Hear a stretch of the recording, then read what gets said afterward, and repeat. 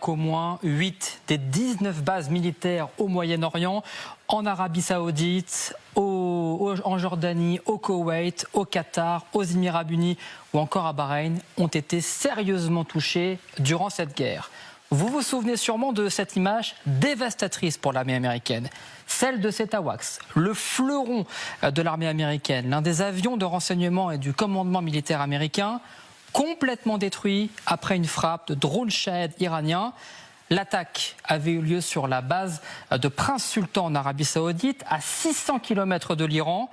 Le Pentagone avait tenté de minimiser l'incident.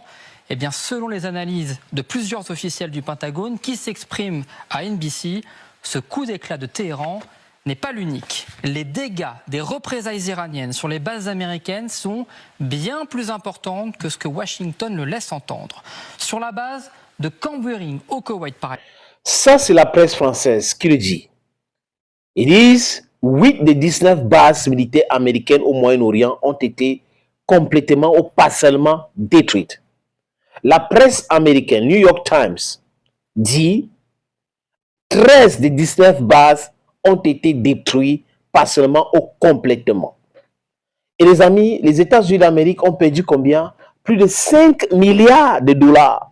Donc ce n'est pas demain qu'on va reconstruire ces bases militaires. Ce n'est pas demain. Et certains seront fermés complètement. Et Donald Trump avait déjà commencé à préparer les esprits en annonçant la réduction des forces américaines au Moyen-Orient. C'est parce qu'il n'y avait pas les bases. Et que les Iraniens pourchassaient les militaires américains même dans les hôtels. Ils avaient déjà dit, si vous avez votre hôtel et que vous abritez les armées américaines, la force militaire américaine, nous allons attaquer ces hôtels-là. Et les gens avaient compris le message. Donald Trump a demandé aux Américains de rentrer. 17 000 personnes sont rentrées.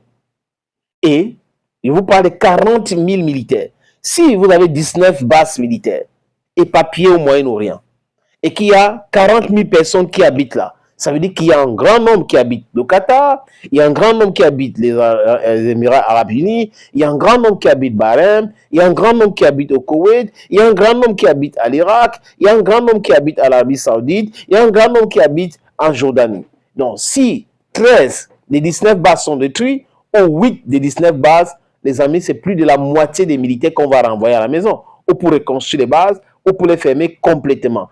Et personne ne voit l'utilité des bases américaines au Moyen-Orient aujourd'hui.